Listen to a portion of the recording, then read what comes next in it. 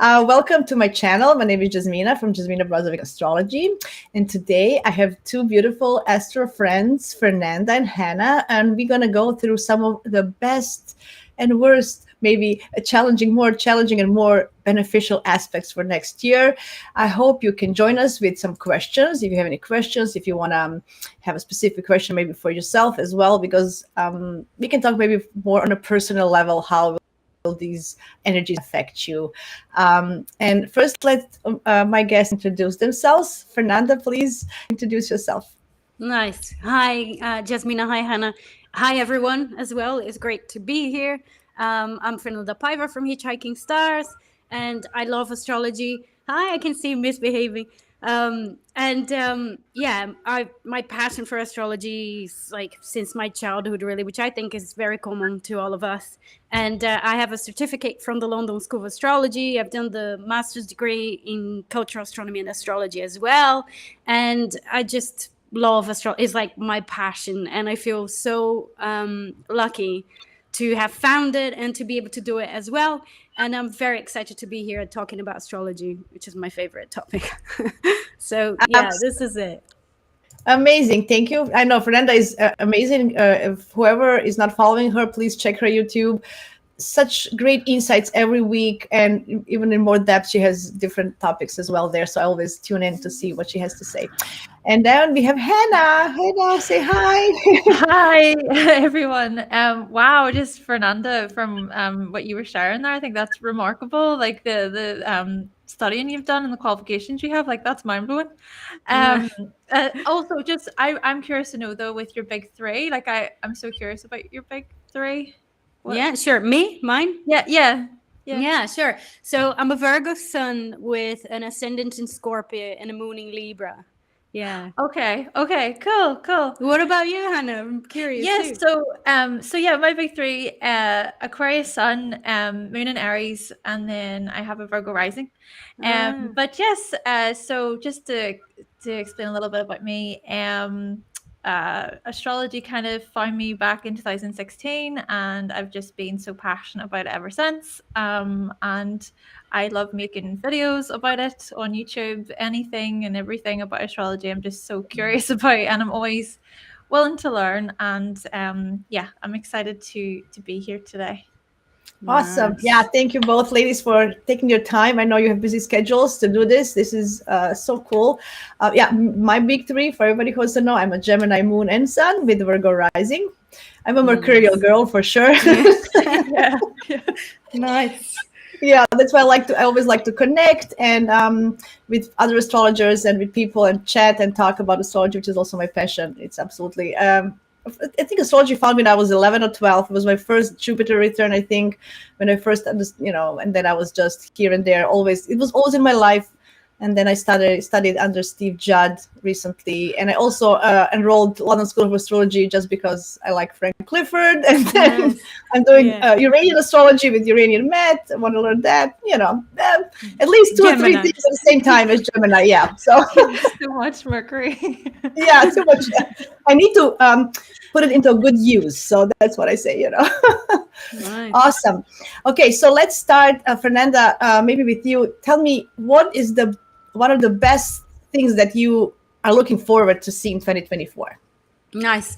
Okay, so definitely I think my favorite transit of 2024 that I'm really looking forward to is the Jupiter-Uranus conjunction. Mm-hmm. So Jupiter and Uranus will meet in April. I think will be around the 20th, right? Yes, April 20th.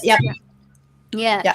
And it will be happening at 21 degrees Taurus. And this is I've done a talk for Rod Chang's school a couple of weeks ago. And my research was so exciting because everything I read about, all the other lectures that I watched about, all the other astrologers, what they had to say. And sure, it has shadows. Every aspect, every transit will have shadows. Mm-hmm. But it's so exciting.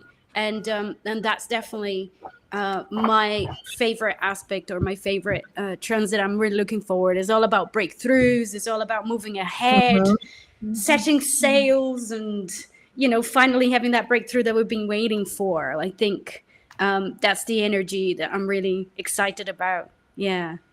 Yeah, it's interesting that day when this is going to happen. We're going to have Moon in Virgo all day long, and just when this conjunction happens, half an hour later, it's going to be in Libra.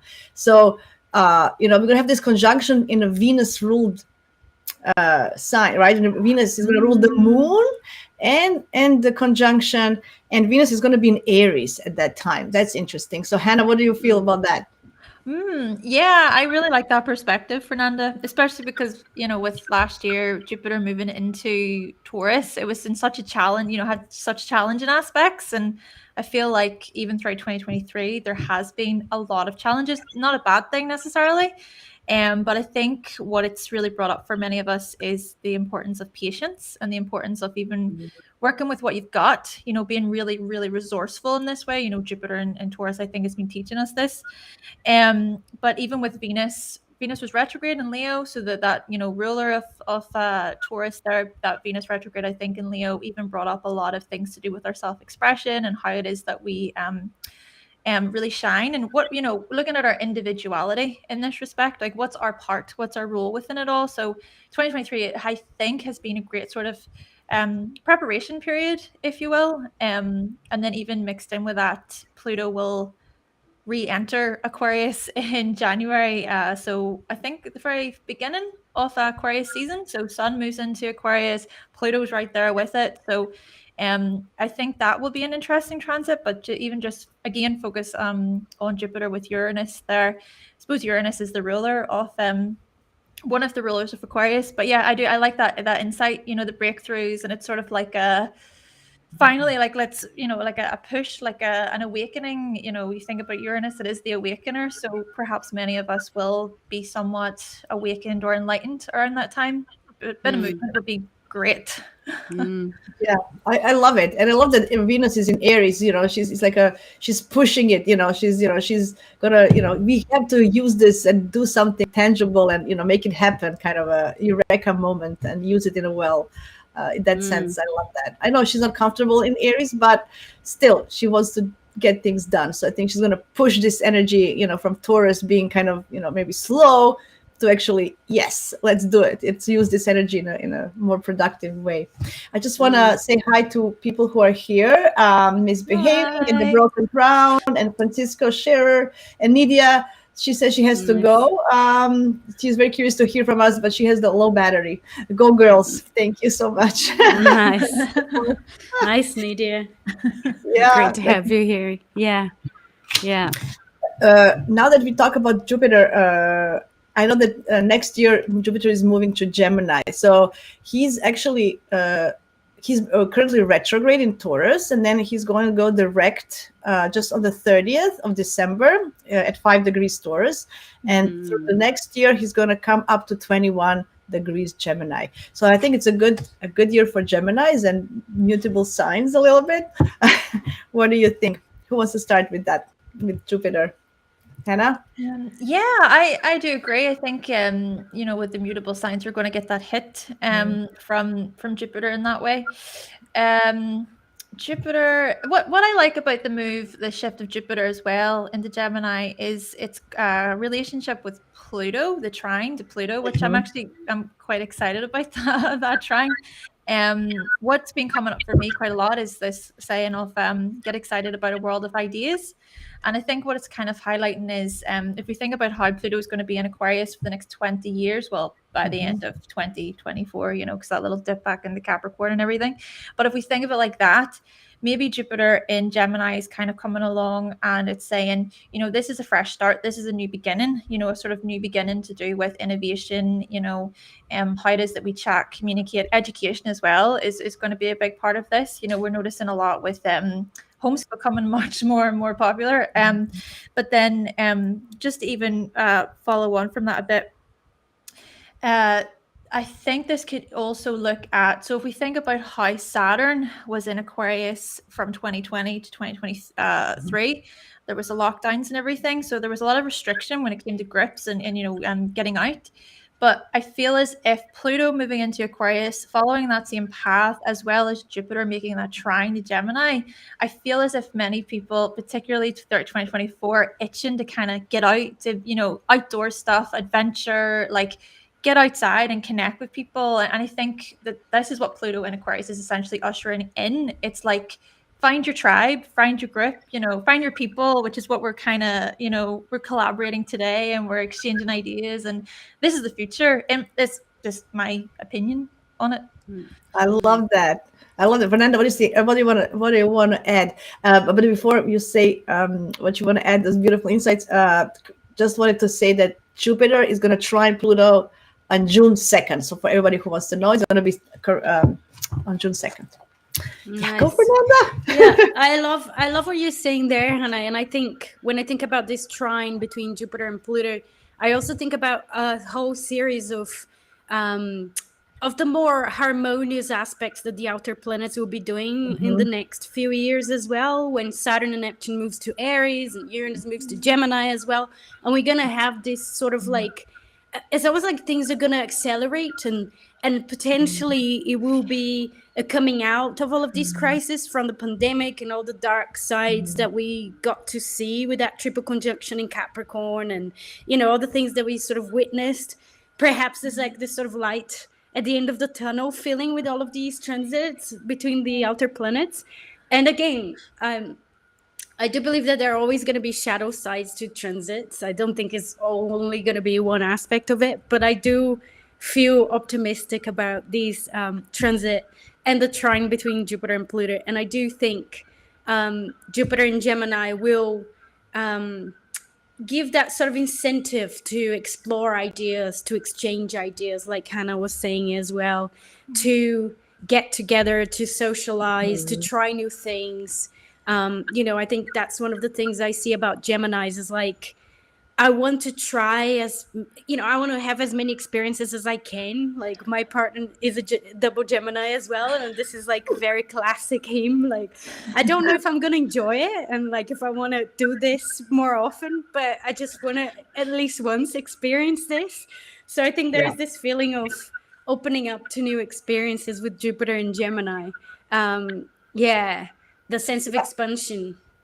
I like that, especially I think with the local community, Gemini is about your local, and Pluto in Aquarius is a community. And I think we're going to connect more with, people locally and do more things and just gather and, experience, because people are still kind of hesitant, to move from their houses. And I still feel that, now I think many in 2023 a little bit open, but I think 2024 is going to be the first year after a long time that people will want to socialize, travel, get together, and this Jupiter is like a first, as you mentioned, from the first planet to open up that different vibe, different world, and then Pluto is going to come in Aquarius for a long time, and Uranus, as you said, Fernanda, and everybody else. But I think Jupiter is the first one to kind of knock on the door and says, look, this is what can happen, like, look at me, I'm here, big, shiny, and all these new things can come.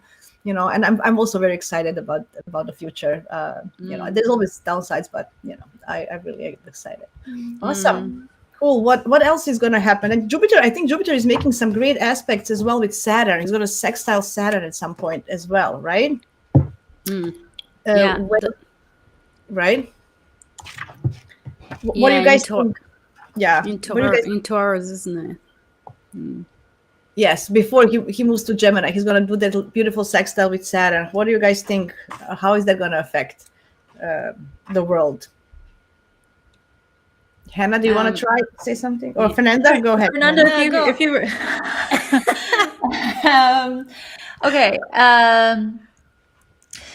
I think, so Jupiter sextile Saturn. So Jupiter in Taurus, sextile Saturn in Pisces. Okay, what has been coming up for me, and this is purely going from just ideals, to be honest with you. I kind of see this as being able to bring form to our imagination a lot better. Being able to even Neptune, sorry, did I make a mistake? It's sextile Neptune, not Saturn. Did I make a mistake? It is Saturn as well. In March, Jupiter will be sextile. Okay. Yeah, you're right. Yeah, sorry. I see. I had to. I know he's going to sextile Neptune before. This is all the things that he's going to do good, before he goes to Gemini. So sextiling both. Yes. Okay, go ahead. Sorry, Hannah. Go. Talk about both. All good. But no, that's kind of how I see it. I think it'll be a good opportunity for us to kind of imagine or dream up the types of earnings we wish to make, perhaps, and actually doing something about it, or having the resources and the materials available to us to do it, especially when we go back again to the condition of Jupiter throughout 2023 and how, well, to be quite frank, how terrible it's been. But yeah, I think there could be some real progress there. And then also, I think there's a lot of what's coming through for me is creativity, and the focus on creativity, enjoyment, and actually, I think a potential lesson from Jupiter in Taurus especially is like, don't just focus on the outcome of something, like okay, once the product is done, or once I get that thing, then I'll be happy, then I'll feel good about myself. It's like, no. I think Jupiter and Taurus has been teaching us that the slowness of it, especially. It's like, appreciate each day, like try and appreciate what's in your life right now.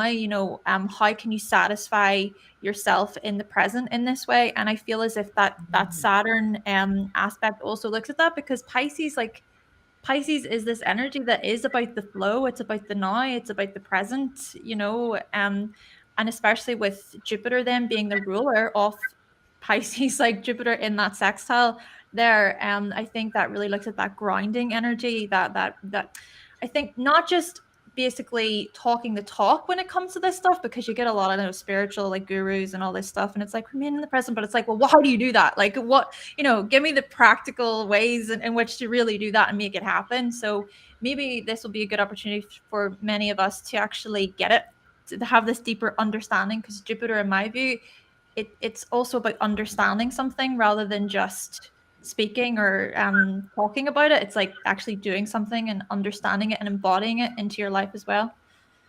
Yeah, I feel that's going to give us opportunity to ground ourselves before all this air energy comes in. So, like in a more disciplined and, give us some focus to ground ourselves. So when this air comes in, we know where we stand. Otherwise, we're going to flow off and we're gone. What do you think, Fernanda? Set some foundations, isn't it? Yeah, I like that. I also think a lot about values when I think about Taurus and Jupiter in Taurus as well. So these first few months of 2024, when we have these sextiles between Taurus and Pisces, to get very connected with our values and what we really value, and to work on our sense of self-worth as well. I think that's another supportive subject when we think about Jupiter in Taurus. Is like expanding our connection to our self-worth if we do the work, if we take on this invitation. I feel like transits are like invitations, and either we accept it and we go with, or not, especially Jupiter transits, because they're a little bit easier for us to navigate. A Pluto transit is not necessarily an invitation. It's definitely a convocation, and it drags you if you try to hide under the bed. But Jupiter is more of an invitation. It's like, hey, I've got this. Are you gonna come? And if you say no and stay home, nothing really is gonna come out of it. So. So these first few months is like, we have this invitation to get more serious about our values, to really work with our values, to really have the list, and be very aware and clear about our core values, to make decisions, to then take a ride with that Jupiter in Gemini and do the courses that are really aligned with, or go after the tribes that are really aligned with our values as well. So I really feel there is a support in that, with that sextile with Saturn, and emotional maturity. That's one of the things I think about Saturn in water as well. It's like working on our emotions, working on our dependency or codependency, or, the Pisces is such a, being the last sign, and a kind of energy that merges and gets, loses boundaries, and Saturn being the planet of boundaries is a kind of a paradox in this transit. So I feel like there could be lessons there of like, how can we get together and understand the spiritual truth, but without losing ourselves, without losing sight of our values and our sense of self-worth, which I think is the challenge with a strong Piscean or a strong Neptunian energy. Is like, oh, I'll forgive. Oh, that's no problem. And so the sense of self-worth is getting hurt there in the you know, in the situation as well. So I don't know, there is a support there in this sextile. Yeah. I love that. I like that. Go ahead, Hannah. No, I was just saying, I love the way you put that, Fernanda. It was very poetic. Yeah, I love it. Nice. Yeah. Oh, no, it's about, you know, usually Saturn and Jupiter don't go together. It's very hard to understand, you know, this one wants to grow, this one doesn't want to grow, but then this is opportunity to actually grow in a structured sustainable way. Yeah. Right? So I like that, you know, it gives us. So then we have another one. So let's finish with this Jupiter in Taurus sextiling Neptune. This is a beautiful way to explore go in deep with ourselves within, you know, because it's still this earth, water energy, feminine energy before we go all into our heads. What do you guys think? Fernanda, do you want to try with that first? Yeah, sure. I think there's definitely support for our imagination there. I think that Neptune in Pisces is definitely a lot about the potential of imagination. In fact, I saw Adam Ellenbass one video that he did about Neptune in Pisces, and I love the way he talked about it. And he said, yes, when you see a client coming and he's got Neptune doing something to their charts, it's like, oh, be careful with deceiving energies, or people, or what you see might not be what you get. But actually, what I really want to talk about with my client is don't miss out on the opportunity to use your imagination. That's what that Neptune transit is asking from you, is to really get in touch with your imagination, to re-inject inspiration in your life. So I think that the Jupiter sextile Neptune is kind of increasing that potential. It's saying, hey, you can actually do that in an earthy way as well, you know, with the Taurian element there.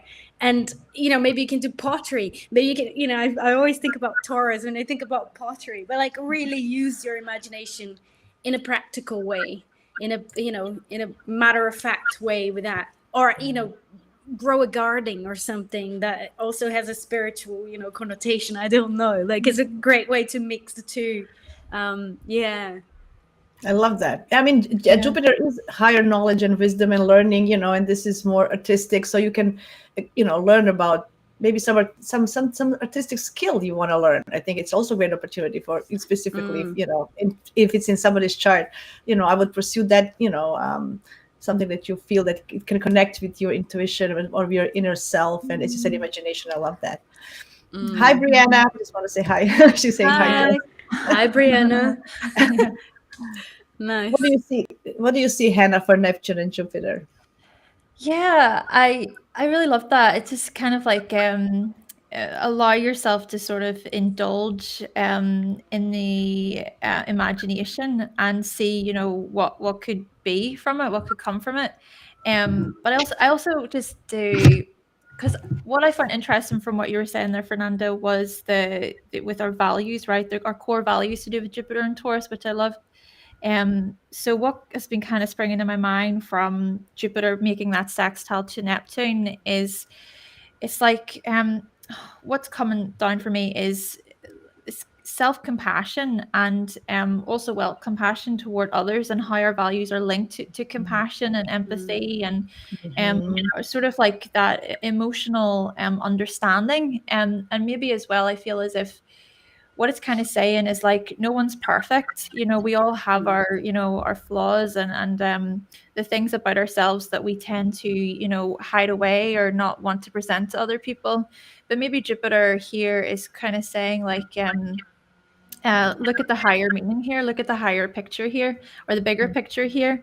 Can you also come from a place of like showing good morals and showing good values and principles, and how even hypocritical are you? Because I feel like even Jupiter would kind of go into the sort of down the more negative sides of it, you know, the whole preaching stuff. You know, you can preach the word and you can preach to other people and condemn them for being a certain way and judge them for being a certain way, but you know, maybe the sextile is kind of going, how about you kind of turn toward yourself, you know, a bit of inner reflection, a bit of contemplation about, you know, what am I bringing to the party? I feel like Neptune and Pisces being so much about our own projections. You know, what are we projecting on the other people? And what's ours? What's other people's?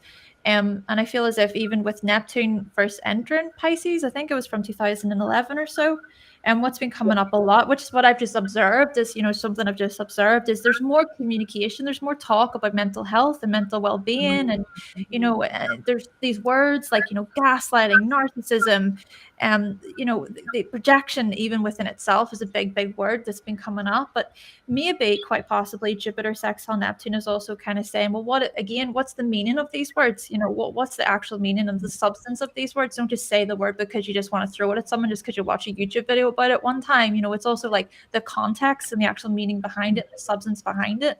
So, you know, maybe this, I love that you're saying about support with that Taurus energy, Fernanda. So maybe this is that kind of part of it where it goes, right, supportive energy, ground yourself in it, and really like look within, you know, look within and really ask, you know, maybe 2024 is a good opportunity for us to ask ourselves, what am I bringing to the party? Because the thing about it as well is like, Neptune's going to enter Aries, as you were saying, you know, 2025, like Saturn's going to join that as well. So we are moving, we're shifting here to a whole new sort of world, so to speak. You know, we're going from Pluto and Uranus and air signs. Sorry, my mistake. Let me go back. Pluto and Uranus and earth signs, Neptune and Saturn in water signs. And we're moving to Pluto and Uranus in air, and then Neptune and Saturn in fire. So the earth water combination, I think, up until that point is like, okay, really, this is a lot of like body work, sensory work, emotional work. And then whenever the planets do start to shift, it's like, right, there's more of that like the outward sort of energy. But I think really it's about having this sense of like containment for our own emotions. And there's a lot of healing in this as well, you know. I love what you said. I want to ask Fernanda, because I know she works a lot for astrology for highly sensitive people. So I think this is very important for them. So can you tell us more? What would you say for them? I know that you, as one of those, please. I always watch those videos. It's very important. Sure. I definitely love this perspective as well of the elements and how they have this manifestation here as well. You know, with this more introverted energy. So to really look within first and having this chance to look within and to do the house clean before all of these planets move into air. And I mean, regardless of being highly sensitive or not. So I just really wanted to acknowledge what you're saying, Hannah, because I think that's really important. And it's something that we will have a chance to do for the first few months there in special with that Jupiter as well. But in terms of the highly sensitive people, absolutely. I mean, yeah, like what did you mean, like, by the highly sensitives in relation to the Jupiter? Neptune, yes, I think it's gonna regarding Neptune itself. Neptune sextile, yeah. So they maybe, you know, there's opportunity for them to use this energy well. That's what I thought. Maybe, you know, it's gonna be healing for them in that sense. I see. Yeah, sure, absolutely. I think that could be a lot of forgiving and moving on there as well, and processing these emotions as well. I think there's definitely the potential with these energies. I always think about the highly sensitives as like this big antenna feeling all of these energies and also feeling the energies of the people around as well. It's like, I think with this heightened sense of sensitivity with the sextile there and the, you know, the ability to process these emotions, there's also the need to be aware of how other people are responding to their emotions as well, and, you know, be a little protective with where you're gonna go, and, you know, where you're gonna present yourself, or where you're gonna be as well, because those energies will be so heightened there that you might be picking up on a lot of other things, which I think is that Neptune potential as well. Yeah. Do you feel that Jupiter in Taurus will help with that, you know, to kind with of the grounding? Yes. Yeah. I think it can potentially help with the grounding, but I also feel that, especially on what Hannah was saying, you know, if a lot of people don't ask what they're bringing to the party, then, you know, there is a sense of energies coming up. But basically what I'm trying to say here, it really depends how we direct these energies as well, isn't it? It's like it always comes down to how much responsibility we take for what's coming up here. You know, it's like there are no miracles. Like these energies more flowing, but it really depends on what we do with it or what other people will do with it as well. So yeah, I guess that's how I see that. I like that. So we have a question from Brianna. Will Neptune catch up to the North Node or Chiron in Aries? Not next year for sure, but we have nodes switching to Pisces and Virgo in 2025. So I feel that beginning of 2025, they're going to meet at some point, I feel, but not before, because Neptune is going next year through 25 Pisces to 29 Pisces. So at the end of the year, it's going to do that an erratic degree. So it's going to be very potent. I feel Neptune in 12 months. Just a thought. Yeah. I mean, Neptune, it will take so long as well to get to those degrees. Although, I see where you're asking there, Brianna. And it might be, in a few years, it won't be 2024. But there will be a catching up. Yeah. Yeah. I feel it's 2025, I think, when I don't know. Yeah, maybe later. Yeah, you're right. I can see that. I'm looking here. It will be in 2025 when the North Node is in Pisces. Yes. Then. So, yeah, Neptune will catch up with the North Node, but it will be in Pisces. Yeah. Yeah. So to finish up the Jupiter story, I just want to mention for everybody who is interested that Jupiter is going to go retrograde in October 9th. This is what I have. Station retrograde October 9th in Gemini. I feel.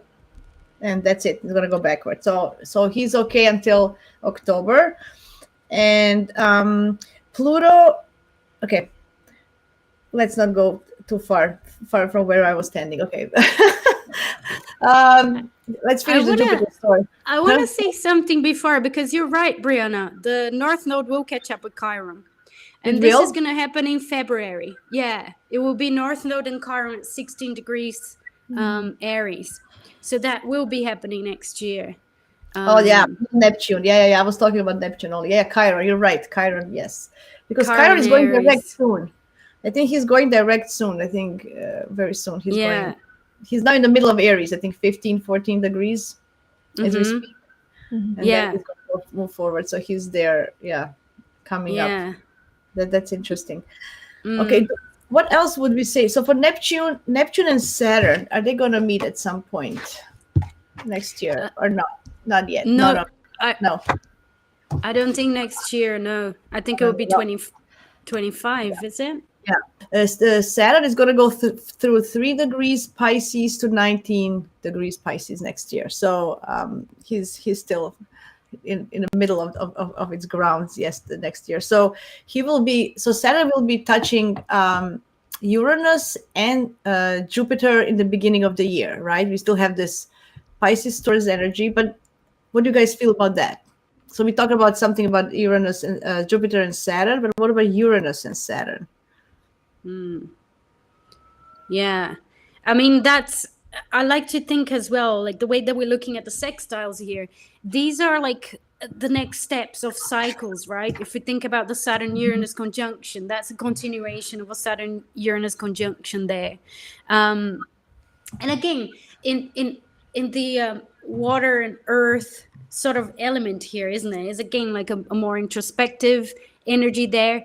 Perhaps there is a support of creating a new structure within ourselves when we have a sextile between Saturn and Uranus, and the Pisces and the Taurus. There's like the Saturn lending this potential for a structure, and Uranus wanting to break down these structures and bring that sense of awakening there. So maybe mixing the two in a sextile is like, okay, maybe we can find a way of compromise here. Maybe we can recreate a different sense of a structure here that will embrace a new sense of who I am as well. I always think when I see Uranus and Saturn together, generation of 88, 89 has that together. So I have a lot of, people, clients and stuff to talk. I always think about those people. They're the people who bend the rules. They don't break them. It's like the elastics, they're the people who, I don't want to I don't want to do it your way, but I'm still going to do it my way, by in a way that is like a win-win situation, like it's a bending, it's like elastic, they're not really a breakers in that sense, that because they still like that little bit of structure, but in a more what do you think, Hannah, about that combination? So where my mind is going with this one is I apologize for not being prepared with my dates on this one. But I just put it out there. So it was you're in a Saturn sextile. Yeah, no, it's just so basically just prior to this year, basically so Saturn and Uranus were making a challenging square a couple of times. There were a couple of those squares. Was it throughout 2022, 2021? I can't remember the dates, but okay. Yeah. But just thinking of it from that perspective and sort of where we're coming from, we had Saturn in Aquarius, and then those squares to Uranus and Taurus. I think we were challenged in great ways with respect to our position regarding our finances, our resources, and all the questions about like what is we think about the lockdowns and everything. What's the future going to bring? Like what's going to happen? There was I feel like a lot of fear, right? And there was also a lot of uproar, and people getting really highly annoyed, stressed. It was just a very, very challenging time, I suppose, on a collective level. And I know that this is also supposed to be more about personal stuff as well. I know that, but so to think of it like where we're coming from, with Saturn then moving into Pisces and then making sextiles to Uranus, I think I feel like what's coming up for a lot of people, it goes back to Fernanda with the values, our values and our worth, and the breaking away from certain systems or structures that just don't align with us spiritually and emotionally. It's just like so many people are just done. So many people are just done with the way things are. And we noticed this with Pluto entering Aquarius last year. Like it was crazy, the riots, in France, for example. Even there were riots in Ireland actually pretty recently. Society's feeling this, it's like this pressure. You can feel the pressure, and a lot of people as well are just wanting to relocate. They're wanting to move. Just people's sense of direction, I think, are just changing so vastly and so rapidly. And I think people are willing to kind of reevaluate maybe what their values are, because it seems to be like, they just want they want something that I don't know how to explain it. I need to think for a wee second, because I want to articulate what I'm trying to say better. Maybe people. Yeah, go ahead. No, so no, so maybe the way I kind of see it is, it's like with people's materials and the resources, maybe they're wanting a change, right? There's some sort of change, or maybe people are willing to re-explore their values so that they can live maybe a more content lifestyle, a happier lifestyle, where maybe that Saturn energy being in Pisces, it's actually saying that, you actually don't need as much as you think you need, even looking at like back to feelings of contentment, like you can see this. It's just like even on and maybe I'm going on a bit of a rant. I don't mean to. I really don't mean to. But you can see this where it's just sort of like, buy, the next best thing. Like, I just think that many people, they want to realign with something that's real. Like what's real, what is meaningful to them. And it's not just about the superficial stuff. It's about, what speaks to their soul, what speaks to their spiritual values, maybe in this way, and have a sense of like rebellion and sticking the middle finger up to certain, situations that just don't freaking serve them anymore. Vahela is saying people are restless right now, and I agree. It's like, after lockdowns, as you said, and there was inflation and all these prices up and housing issues, and there's so many things that people are just now that's it. Like this, we had enough. And I think maybe all these sextiles, this and then this conjunction with Uranus and Jupiter will help us to figure out what we want to start a new cycle. I think that's what it's going to be like. We're going to find our values, as Fernanda was mentioning, finding, what is wrong with the system, and then find the opportunities and as a collective to see, and now starting a new cycle, with Pluto and everything. I think the conscious level, I think, is just happening, although people are not very aware. This is happening, throughout the world, right? So, yeah, interesting. Yeah, not to forget the climate as well, which I think is a big one, and it will be a big one with Pluto. It would still be a big one with that Jupiter, Uranus as well.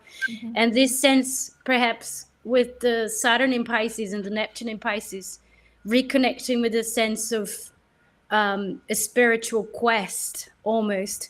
Because I think since we've been disconnecting from that and feeling that nature or the environment doesn't have a soul, it's like, so from communicating with the forest and the beings of the forest, because that's the way that we guide ourselves, or praying for the sea gods so we can, reach our destination, to being like, actually, there's no such thing as a god. Everything is based on science. And, so this world that's devoid of a soul is when everything became just a means to an end. It's like the trees in the forest so we can get the wood and do this. And, everything became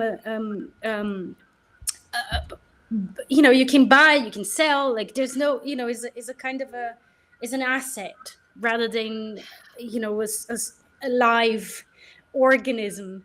So I think that Pisces and the, spiritual side, when we think on a collective level, I think that's connected to survival, basically. It's like we will have to go back to spiritual values in order to survive, because otherwise we won't survive as a, back to nature, Fernanda, as you mentioned, like, we're going to be learn to grow our own food, just go back to basics, finding, it's not everything is, just one phone call away. You have to kind of get these skills to actually learn by yourself. I think. And different urban planning as well. It's like, instead of getting loans, you get, gardens and permaculture gardens where, the plants kind of feed each other and invite the insects, which then, sustainability, I suppose, is the word.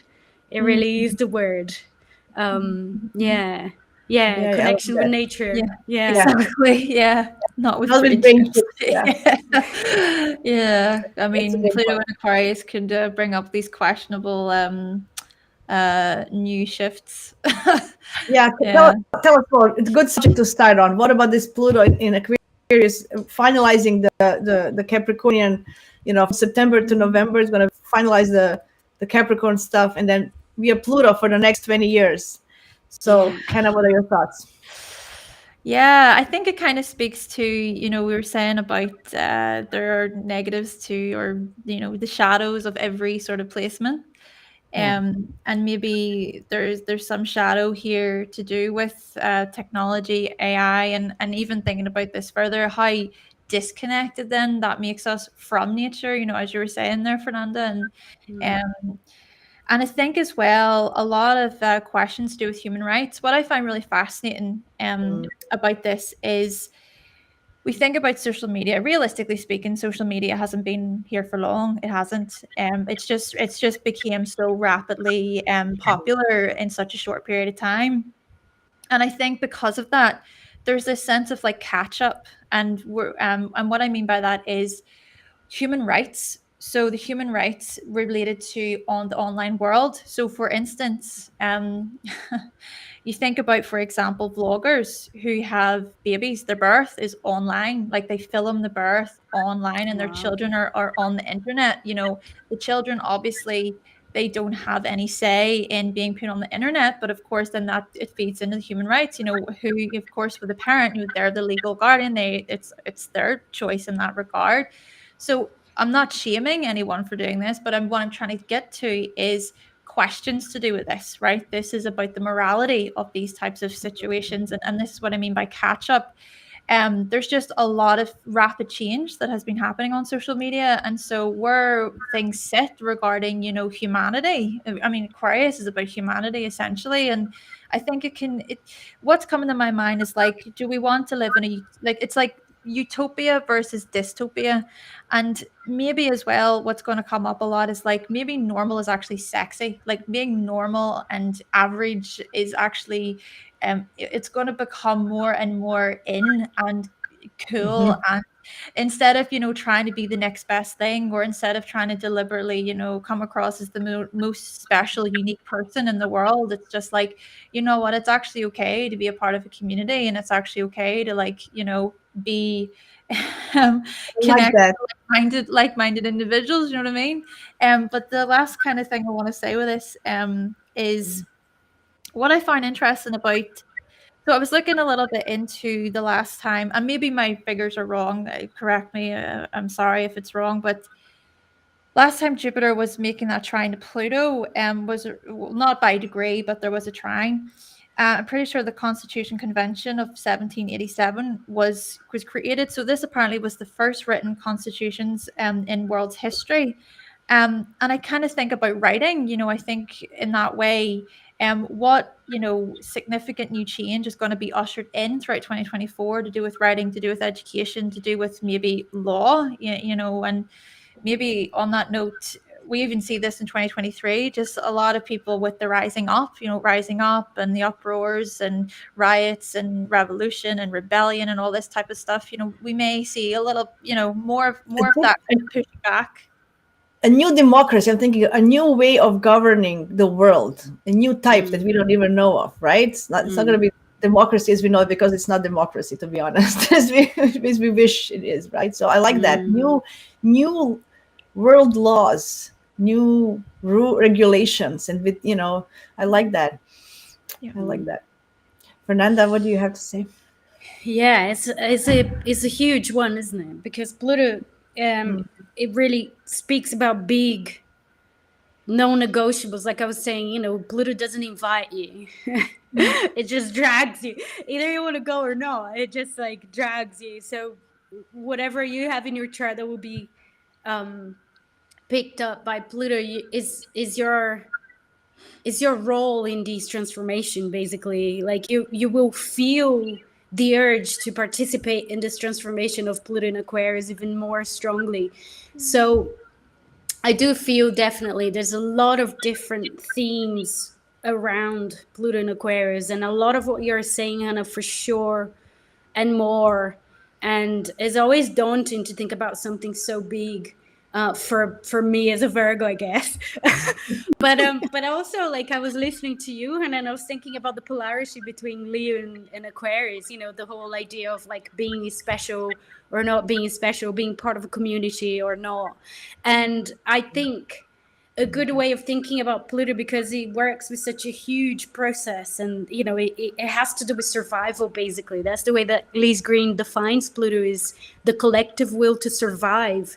So all of these changes and all of these darkness that might come up around what Aquarius is as well, because it's like, yes, Aquarius is about humanity and, being part of a community and whatnot. But it's like, Frank Clifford, I'm sure you've seen him do this joke as well. It's like Aquarians is all for the people, but they don't want to sit with him and have dinner with him. Or, it's the whole like George, it's the whole George Orwell thing. Yeah, they like humanity, but not humans. Yes. Yeah, exactly. They love humanity, but they hate humans. So we think about the shadow side of it. And this is, again, Lise Green saying, whenever Pluto shifts into a sign, it will bring up everything that's stagnant into the pond of that sign. So what is a stagnant, or what is the shadow of Aquarius? So we'll see a lot of polarities, So some rights are better than other rights. It's like my right is more important than your right, or, because I've been repressed in the past, or I've been suppressed or oppressed by people. So now you're the villain. And we're going to have all of these different things coming up as well. But hi Pernell. Sorry. Hi Pernell. Hi Pernell. I don't even like people. Hello. Yeah, I like people. I remember where I was going with this. So the idea, I think, with Pluto, because it's such a huge thing, is to embrace the polarity and try to walk in this tightrope. It's like work on your sense of uniqueness, but is having a healthy sense of uniqueness, so you know what you can bring to the table when it comes to sharing with the community. You know, it's like, it's the difference between belonging and fitting in. I love what Brené Brown says as well about that. Fitting in doesn't respect who you are as an individual. You have to chop bits off and pretend you're something else so you can fit in. Is the opposite of belonging. So belonging really respects who you are as an individual, and I think that's the kinds of communities that you want to see, is about diversity, and embracing, you know, the individuals, respecting each other. And Respecting the last thing, respecting the differences. That's you know, you're different, and I respect you're different from mine, different, and that's good. That's okay. You know. Let's share and let's do something together. And I think the key thing, so amongst all of these different balloons of what's going to be possible, AI or China, or, you know, there's so many different things that I can think of connected to Pluto and Aquarius. I think being in touch with the heart, which is the polarity of Leo, is like, if you have your heart in place, then you can think about humanity, you can think about human rights, and you can share and sit on the table with people and discuss these big ideas. But it's really important to have your heart in place, which is, you know, the polarity with the Leo. I think. I like that. I like that. I mean, Aquarius is a fixed sign after all. We're not to forget about that. So as you said, there's going to be, you know, if there's a polarity between rights, it's going to be very strong. People are going to, you know, my right, you know, they're going to be not going to budge. But when I think about Pluto as well, is, you know, something has to die to be rebuilt. So we have to literally bury something, you know, doesn't work for us in the society, the way we run things, the way we, you know, and to able to build a new thing on top of it. So holding on to the past, I think we're going to need to cut everything in that sense regarding the way we live, the society as we know it. Okay, that's what I feel like. You know, I think it's going to die to be rebuilt. But so in this process of dying, I think there's going to be a lot of negative things coming up before the positives come up. Because okay, Brianna has to say something as well. She says, might dispel any illusions on the good of the community and the issues in group dynamics, bullying, scapegoating, doing things for the greater good, or freedom suppressing individuality. We might see that as well. That's the shadow of Aquarius, absolutely.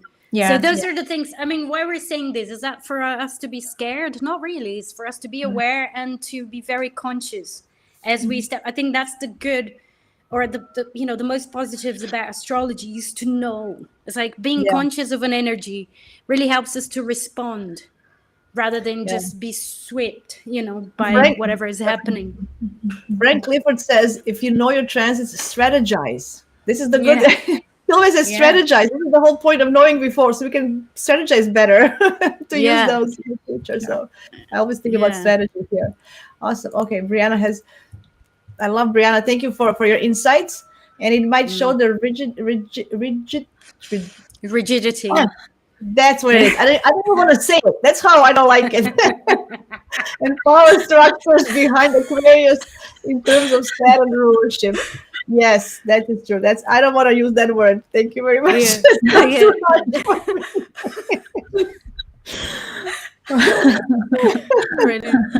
do have my stellium in the 9th house, so no, not that. Awesome. So I don't know, and Hannah, did I ask you what is the best part for you in 2024? I never asked you that at the end. I started with Fernanda. I have to ask you. I'm so sorry. Of course. What are you looking for in 2024? What am I looking for too? Do you know, I actually am looking forward to these eclipses opening in Pisces. You know, there's going to be that lunar eclipse in Pisces in September. I believe it's September time. So there's something that's being ushered in here. You know, I feel like this is like kind of like the real preparation period before you know, with Saturn and Neptune both reaching Aries throughout 2025 as well. Because the nodes will then shift. So the North Node will shift into Pisces by 2025. 2025. I can I can share the lunar eclipse in September chart if you wish. The one from September. Yeah. Pisces eclipse. Someone is asking what degree. Pisces eclipse 1 degree. 25 degrees and 40 minutes. There it is. Right on my Venus. So, well, but Neptune is there, so that could be very, inspiring, Fernanda. Very, yeah. So this is the one from September. Okay, go on, Hannah. Sorry, this is a chart. I have this from previous live. Yeah, so I just think with the eclipses going to start in Pisces, I feel like this is a good opportunity, for us to do a lot of like releasing. That's sort of what I'm getting is like a lot of cleansing, this like emotional cleansing energy, this very healing energy, and also a really great opportunity to, because Neptune is still there and it's conjunct 28, 28 degrees. So even with Saturn being there as well, I know Saturn is quite far away. It's not like super close in that way, but I feel like that will be a really good, significant time to, to visualize, dream, looking at our imagination in this respect. But then again, maybe with the square to the moon there as well in Neptune, there will be those squares. So the square between Jupiter and Neptune throughout 2024 too, or is it Saturn? Sorry. So Jupiter is in between. He's going to be in between. So he's actually squaring the moon 5 degrees. This eclipse. So he's ruling this eclipse as an old traditional ruler, and then Neptune is a modern ruler is also there, conjuncting this eclipse. So we have both rulers making aspects of this eclipse, and Saturn is opposing Mercury. Mercury as well. Okay, thank you, Jasmina. So I think in that way, maybe what's going to come up is like it's this whole so thoughts versus feelings, or maybe being a little bit like confused about am I actually is this something that's real for me, or is this true for me, or is there something about us having to go within and reflect upon, okay, how is it that I'm coming across? What is the understanding or the misunderstanding within this discussion right now? And maybe there is something about communication really strongly with Jupiter there in Gemini, actually, as we do start to approach more of this North Node and Pisces energy toward 2025, and with the new paradigm sort of coming in, it's like, what is being communicated? And where are there misunderstandings regarding other people, and how can we, maybe it goes back to like, we were saying about respecting other people's opinions and their views, etc. Maybe this also will point toward a lot of this, but it is actually about, you need to open yourself to these things as well, and seeing, where are your defenses. To me, what's kind of coming down is like an ego death, or like a crack, your heart is being cracked open, or like, it's like, how can you invite something inspirational and something quite intuitive in? And, there could be intuition blockages as well in this respect for many of us. So I just think that this could be the start of something really quite pure, and really quite innocent, and really quite loving and compassionate, if we allow it to be. Yeah, and then there's a Pluto, and again in Capricorn, trining Uranus for the last time in our conscious lives that we're going to live. This is going to be the last time in Earth signs that Pluto is going to trine Uranus for this eclipse as well. So there's also like a revelation, like a breakthrough. It can be something, that will change the future forever. Fernanda, what are your thoughts about this eclipse? I think there is a sense of evolution there as well, isn't it? Whenever I see outer planets involved very strongly in an eclipse chart like this, I do have a feeling of a potential window to evolution, like a big step that we can take with this energy. Again, if we choose to use it, if we go with it, if we like hide under the bed, we might feel a bit bad, a bit confused, whatnot, but we don't take necessarily those steps. But I feel that the energy is there. as a blueprint, we can take steps towards evolution. Moon is conjoined Neptune. Uranus is trine and sextile, the sun and the moon. So there are like a few interesting aspects to these outer planets there. So I really feel that. And yes, I mean, when I think about T square as well, like that Jupiter could be a way out as well, in a way. Like that's the way I usually read T squares, when we have oppositions and one planet forming a square. So Jupiter in Gemini could bring a solution to that as well, to that sort of, should I be analytical and rational, or should I go full power into the imagination and escape and, transcend full power? I think Jupiter in Gemini gives us a... Well, you're going to say something, Jasmina? Yeah, I was going to say we get lost in details. I mean, with Virgo sun and then Jupiter and Gemini, we might lost the big picture, where are we actually going, and got flustered in the little, if we want evolution, Fernanda, and I really want evolution for us, we need to get out there and see the big picture. And I feel this might not be yet that, just because we're going to get lost in details. That's kind of my first I think the Jupiter in Gemini, perhaps the advice of that Jupiter in Gemini is, search for different kinds of information, search for different sources, don't be prejudiced, and open up to other ways of finding information as well. Because I think that's one of the things about Gemini, isn't it? If we get Jupiter is about the bigger picture, Gemini is about being open to, different ways of seeing, different informations, different learnings. Exactly. Yeah. So maybe that's the advice with that Jupiter. Yeah.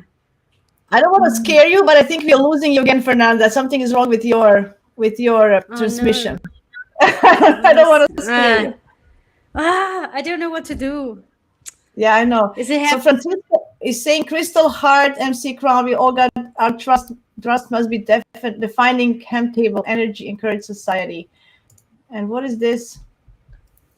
What is this? Marriage possible. Okay, I don't know who those people are. Some marriage, possible marriage. Okay. Hannah, do you want to look at others? Do you guys want to look at other eclipses? I have other charts. Can I add something else to this one, if that's okay?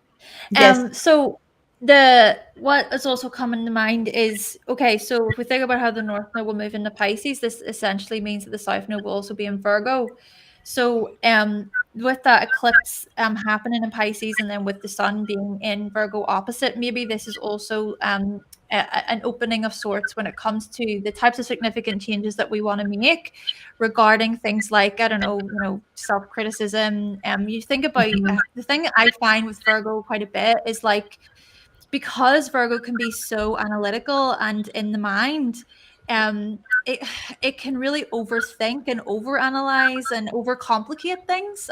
Just speaking even from experience, I just want to say this with my Virgo rising, I can overcomplicate things that just whenever if it can be so much more simpler, but then again at the same time there is this amazing ability for Virgos to be able to simplify things, but in order to get it there can be like a freak out or like a panic. Virgo can go into this panicky mode, this stressful mode, so maybe this is also about South Node being in Virgo, but before that kind of starts to unfold throughout 2025, this eclipse is kind of like ushering in this moment of maybe clarity, maybe as well speaking back to what you were saying there, Fernanda, with Jupiter and Gemini too. It's almost like saying, what's the evidence? Like, what's the evidence for example, what you're overthinking, what you're overcomplicating? How about you just leave it be? Maybe you can just do, how about this, Virgo, do less. How about you do less and actually see that there's so much potential, there's so much opportunity that surrounds you, Virgo, and often it's in the mind. Like I would be very, very critical of myself in that way, but maybe this is also an eclipse where it's like maybe the Pisces energy is kind of saying step back, relax, rest. And the South Node again being in Virgo, it's a little bit of like just try and move toward that North Node a little bit and ease into the path of least resistance. Yeah, I love that. And I think as well, when I think about this polarity, can you guys hear me well? Because I'm like paranoid now that my connection isn't good. Yeah. Okay, good. So what I think about this polarity with the Saturn in Pisces and the Mercury in Virgo there in this chart as well is like there are other ways of finding information. There are other ways of grasping something, receiving, have you ever experienced a dream that foretells you something?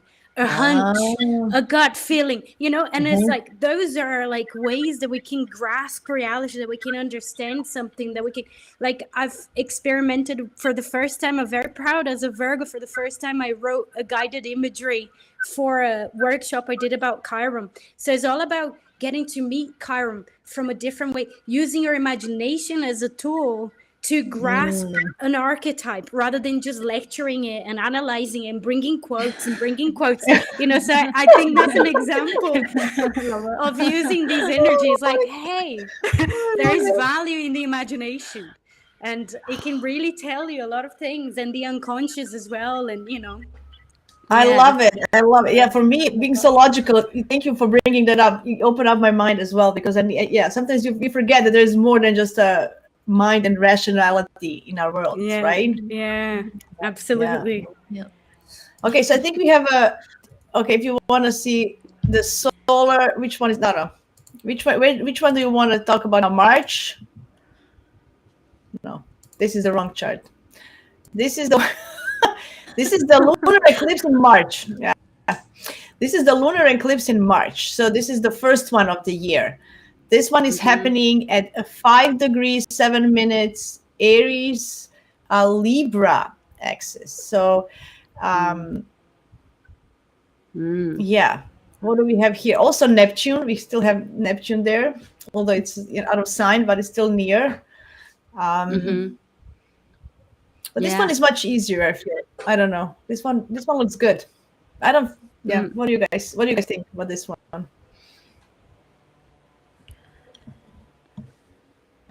There's like there's a cluster. There's like everything is in Pisces and Aries. Like there's all the planets are down there. So the moon is on its own, but it's just the south node, but it's on its own on the other side. So like a bucket shape eclipse. Everything is around sun. Everything is happening, around sun, and moon is on its own. I don't find this very difficult. Yeah, it's just before the Jupiter-Uranus conjunction as well, isn't it? It's like a 5 degree there. And then again, the moon and the Jupiter-Uranus are all ruled by that Venus. And we've got Venus in Pisces near that Saturn as well. So there's something about that Venus-Saturn in Pisces that can give us clues about these eclipses as well. If I think about the eclipse with the South Node, the South Node and some of the shadows of Libra that we're potentially leaving behind, people pleasing, fawning, not giving a real opinion about something, doing things because you're on automatic pilot. You say yes, you want to help.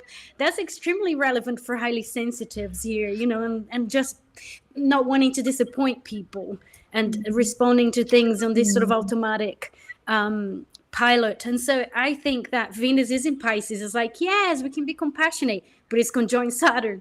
I was like, yes, we can be compassionate, but we got to have boundaries as well, and we have to have a container for all of this. And I don't know, and it's almost like a preparation for what's going to come with that Jupiter-Uranus as well. Like, it's like, if you want to have a breakthrough, if you want to set sail with that energy, you're going to have to learn how to have boundaries as well, how to have a container.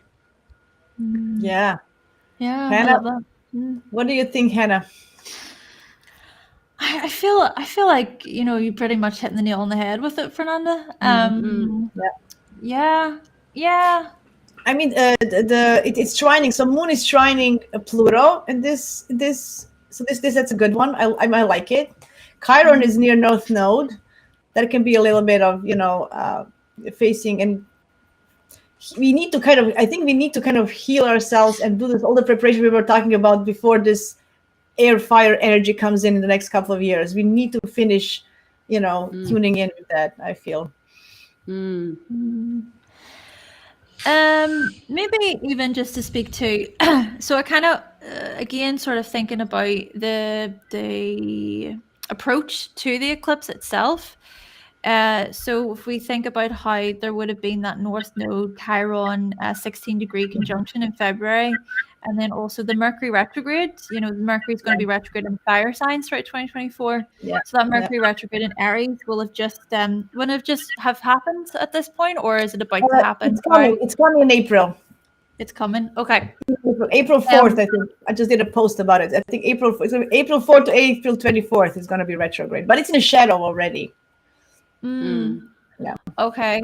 So perhaps this eclipse, you know, speaks a bit to these independence wounds, these self-assertion wounds, and maybe this is a part of why, you know, it's so important to be able to, as you were, you know, rightfully saying there, Fernanda, but, you know, with our being able to have some type of boundaries as well, you know, while still practicing compassion and empathy. And I think as well, at the same time, maybe what this is pointing towards is like, it's okay to forgive someone without letting them back in your life. You know, we can, you know, just because you forgive someone doesn't mean that you should just let them walk through the door and, you know, have them back in your life in that way. And maybe that Aries energy is kind of even saying there's a lot of like self-doubts that you've been addressing, a lot of insecurities that perhaps have been coming up when it comes to how it is that you do assert yourself. And even looking at our identity, I think that identity is a big part of that conjunction. Maybe we'll talk more about the conjunction in a bit, but just coming away from it, maybe the lunar eclipse in Libra will point toward a bit being able to restore some balance. You know, I think even with the South Node can also look at our gifts, our talents in some respects. And it's really looking at that nice kind of that balance between us and others, and that's been coming up a lot. Well, for me anyway, it's I've been kind of experiencing in my life, because just kind of going off this a little bit. Go ahead, please. So basically, when it comes to the whole thing of like you know, being setting boundaries between us and others, what's been coming up a lot is like this whole thing of it not being so black and white, and I've been learning in my own life that it maybe not necessarily about like cutting someone off completely. It's like, what kind of relationship can you have with someone based on the experiences that you have with them, you know, based on what you're willing to kind of accept and not accept. And maybe it's not necessarily about just going to an extreme of like, no, don't want them in my life, don't want to be a part of it anymore. But where's the maturity in yeah, well, you know, we can relate in these ways, and you know, I like this about them, but you know what, I don't like this about them. I think maybe this axis with the nodes, especially looking at like mature love versus immature love. What's been coming up for me and what I've been learning a lot in therapy is like immature love is whenever you have this very black and white way of like, I want them, but I don't want them, I love, hate kind of thing. But mature love is like, no, like I still love them, but there's certain things I just don't like about them. And maybe it's being able to be honest with ourselves about like, I don't really like that about them, but I still accept them and I still appreciate that, you know, that's the way they are. And of course there's nuance to that, but just quite perhaps this eclipse will usher in some type of emotional maturity and understanding such concepts. Yeah, well, from my experience, how to deal with those is usually, you know, everything I do from my heart, and I receive from my heart.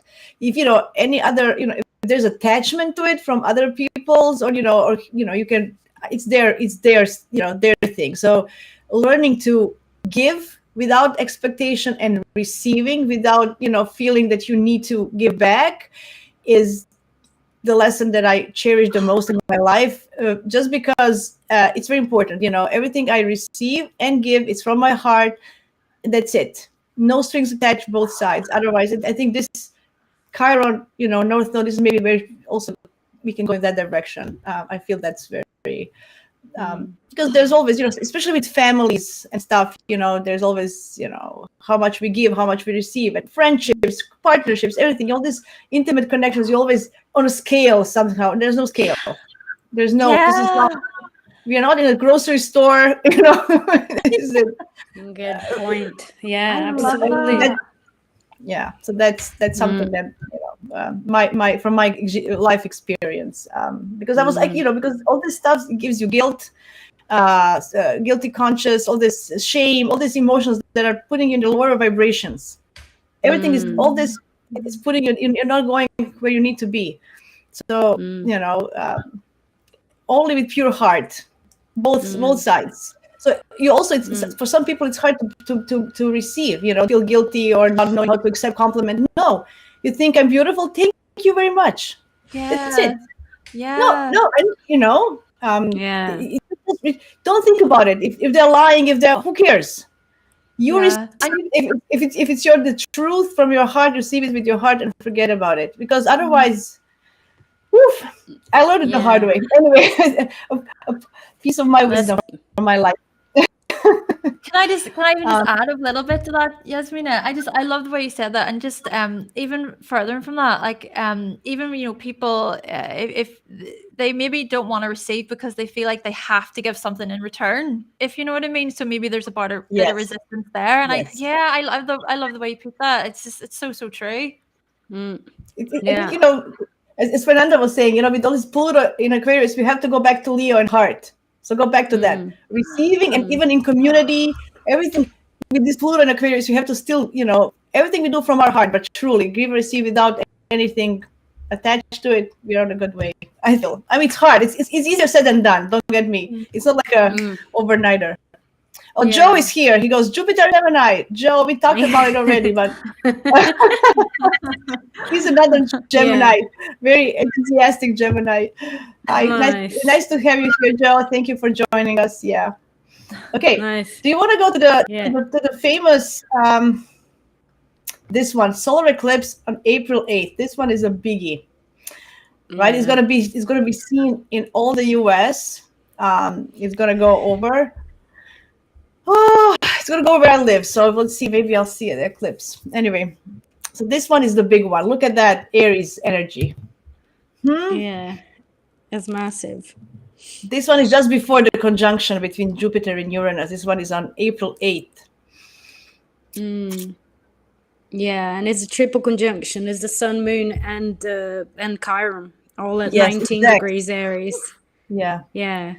Well, I think this is like a big because I feel sometimes with these kinds of chart, it's almost like the universe is sending extra electricity on the earth or something. It's like, so we actually take more steps, it's like you're playing a video game and you receive that, I don't know, that sort of extra something that you drink the magic potion or something and it makes you run faster.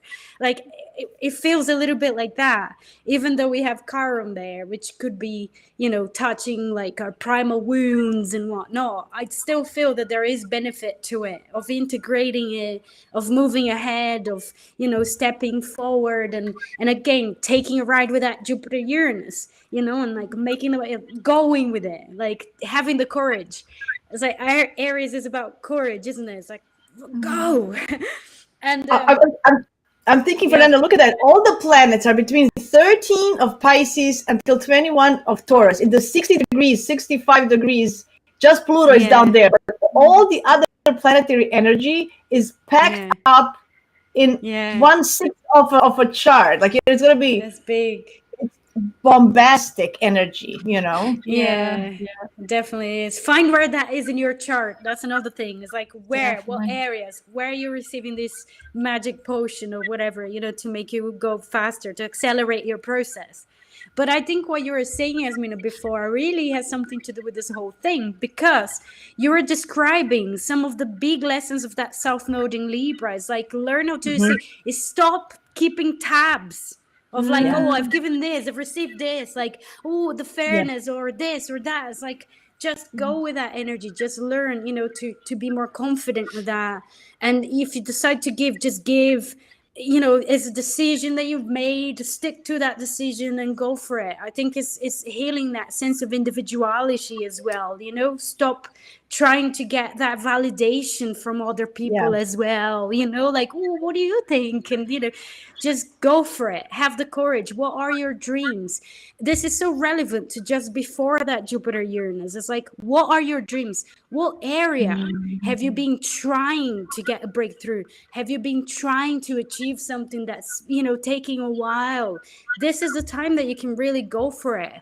And I think one last thing, so I don't want to dominate the conversation, but like one last thing with this as well is like, where do you feel you have that, imposter syndrome?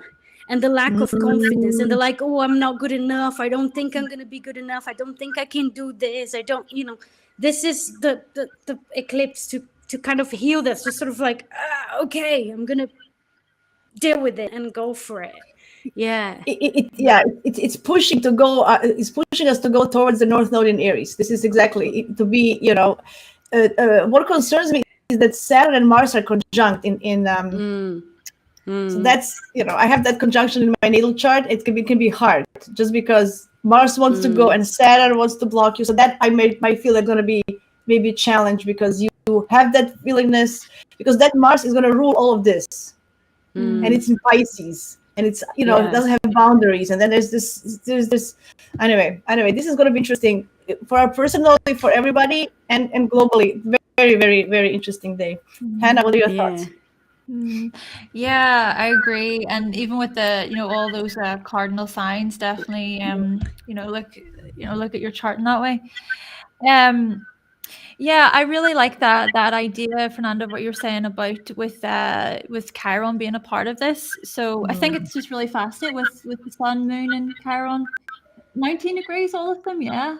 1924. Yeah, so it really is like that push and like believe in yourself. Do you have the confidence, drive forward? And maybe as well, it's looking at where we can be very doubtful of our own capabilities and of our potential. But this is this powerful solar eclipse where it is ushering in a significant change, a significant shift for many of us. And I'd be interested to kind of see, how things really unfold for people over the next 6 months after it, year later after it, and especially with Neptune and Saturn, going to move into Aries in 2025 for a little bit, and then fully by 2026. Maybe this is kind of like the planting the new seeds, planting new seeds to do with our goals, to do with our identity, to do with our independence, and going for what we really want, but then again, Mercury retrograde is still there as well, part of it. So maybe that Mercury retrograde is still, it's like reflection, all right, the whole usual stuff with retrogrades. Go inward, reconsider what your goals are, or reconsider your energy levels. Maybe there is a little bit of contemplation to do with our own inner world and our own sort of feelings of inadequacy, but also being able to identify, whenever we project our own feelings of inadequacy onto other people in this respect, maybe we think about the Mars energy being the dispositor of all of that Aries energy, like Saturn and Pisces, Saturn and Pisces and Mars in Pisces. Maybe that is kind of saying, okay, it's time to get real here. It's time to really own what is mine, and to also just perform more of that inner that introspection in this respect. Maybe journaling could be really useful for many people. Maybe the whole thing with Pisces energy, right? The whole usual thing of meditation, your spiritual practices, whatever your spiritual practices are. Your spiritual practices could just be doing some gardening or cooking or whatever you do, just whatever provides you with a sense of inner peace and inner calm. Maybe it is about also being able to focus more on your own inner world in this way around the solar eclipse. Brianna is asking, take responsibility. Should we take more responsibility with this?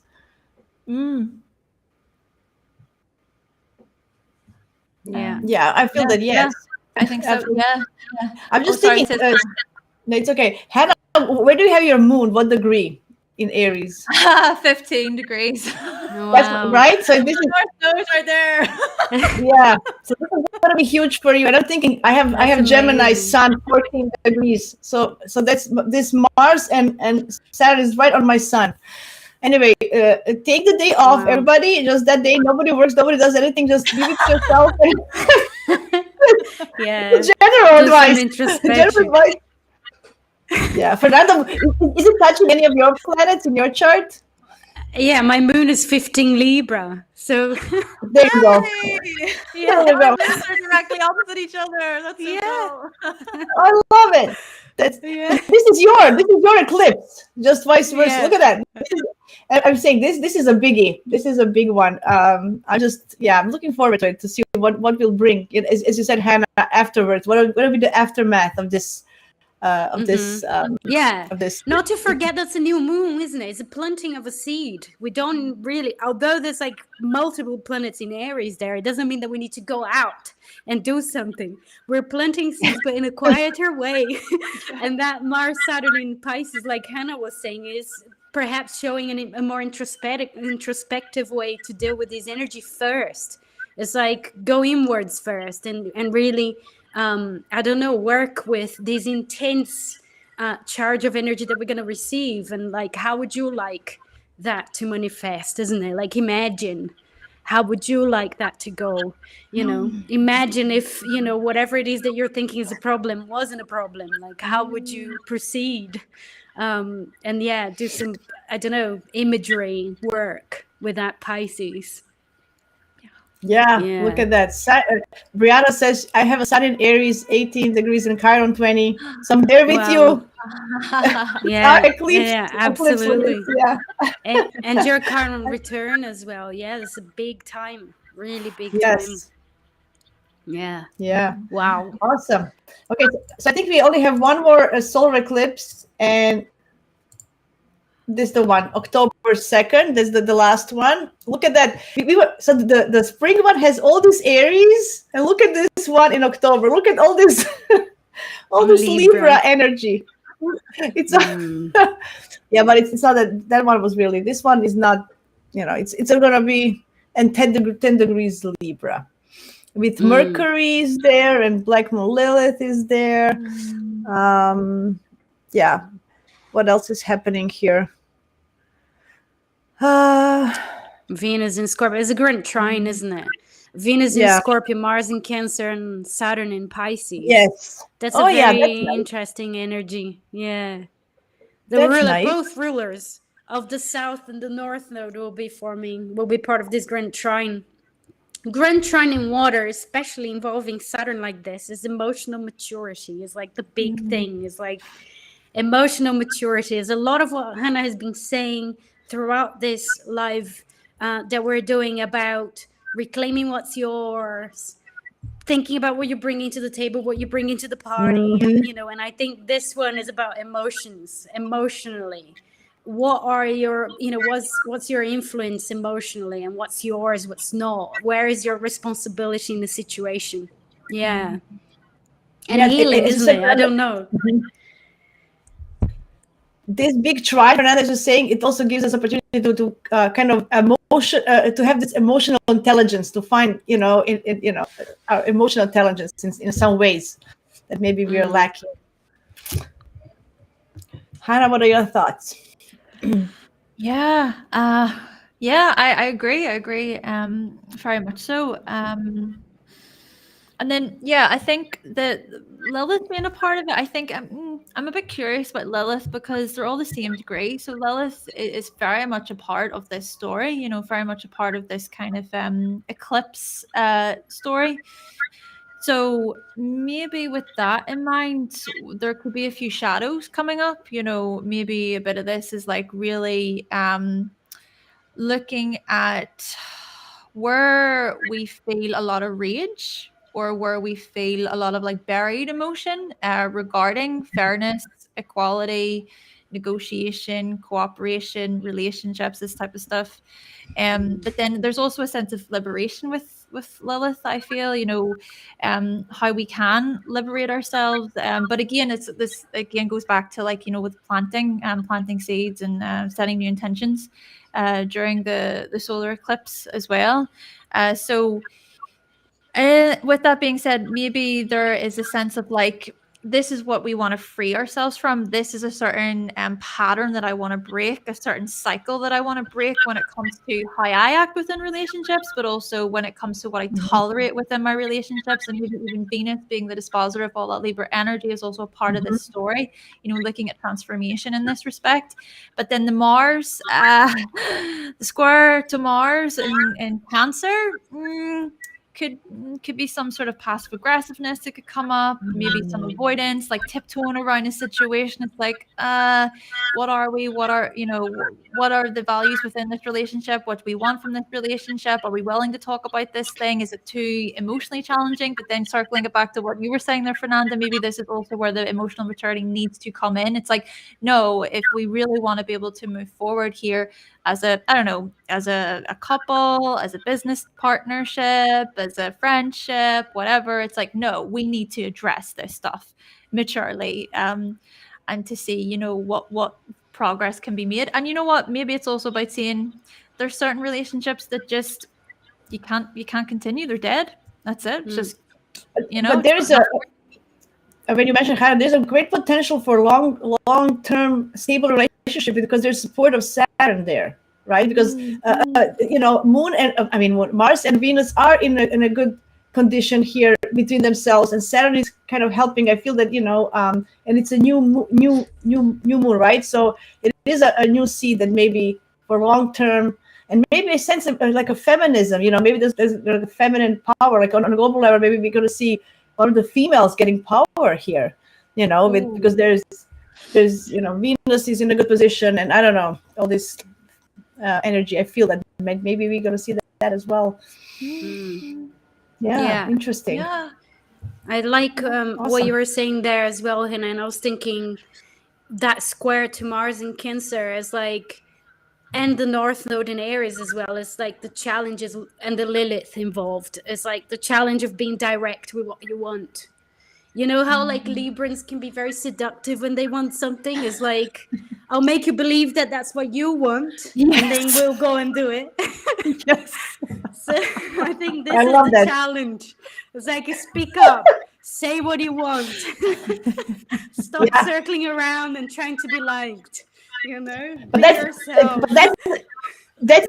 is what I feel with this whole North Node, South Node in Libra and Aries. It's a topic for the whole this year and a half, and this is like a culmination of it. I just feel this is like this is now or never. You had your chance for a year and a half to work on it. Now do it. That's it, right? Absolutely. That's it. Brianna says we can only hope like Pandora. Yes. Curiosity killed the cat as well, they said. So I don't know.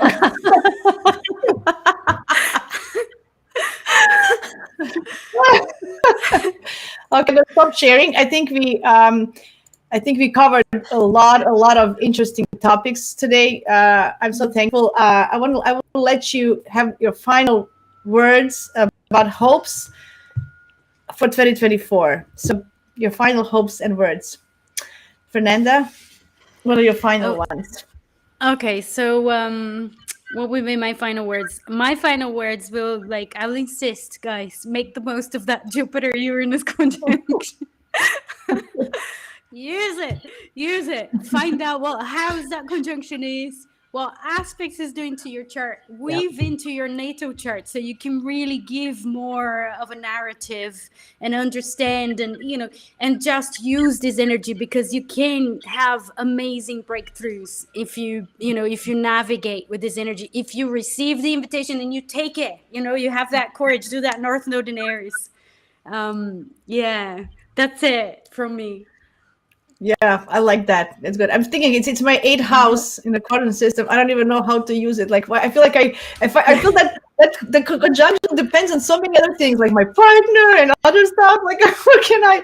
I'm going to think about anyway. Self-worth, what you said, Fernanda. I think that is a good way for me to use something in that sense. But 8th house is such a. I even understand the 12th better than the 8th, to be honest. Like 12 for me, 8 is such a dependable house. I don't know, it's so different. It's not, I like to be independent. So for me, the 8th house and everything that's happening there is like, I kind of depend on other people's resources, other people's this and that. Right? So. Well, isn't your North Node in Libra? Yes, in my first house. Yes, 3 degrees. So I'm going to have my reversal just after this eclipse. Next October. Next year. Yeah, okay. That's why I'm doing all these collaborations. I'm doing my North Node. I hope I'm doing it well. You're doing really well. You are. Yeah. Brilliant. Yeah. Thank you. Yeah, because South Node in Aries, I want to be independent and do everything on my own, and it shows. It shows sometimes. Hannah, what are your last thoughts? What do you feel for 2024? Hopes and dreams. Hopes and dreams. I hope that many of us can get inspired mentally. I hope that we think about with Jupiter and Pluto doing their thing, with Aquarius and Gemini for a little bit, maybe this will usher in some sort of new hope regarding where we see ourselves, where belonging, the types of groups we want to be a part of. And then also with the Mercury retrogrades happening in fire signs, maybe this will further point toward a bit of inspiration in this way and creativity. Mm-hmm. It can be a very creative year for many people, especially those who have significant sort of placements in fire signs. But yeah, just look even to your fire houses, the houses ruled by Leo, Sagittarius, and Aries, and kind of see what's going on in your chart, because that could be where it is a good opportunity for you to reevaluate creativity, inspiration, independence, being a leader, these types of things I think will come up. And I think maybe this is some of the spark. It's a spark that maybe many of us are craving, especially coming out of 2023. I love that. I'm just going to add, for me, there's definitely Jupiter in Gemini. Not just because I'm a Gemini is going to affect me personally, but look at your Gemini house.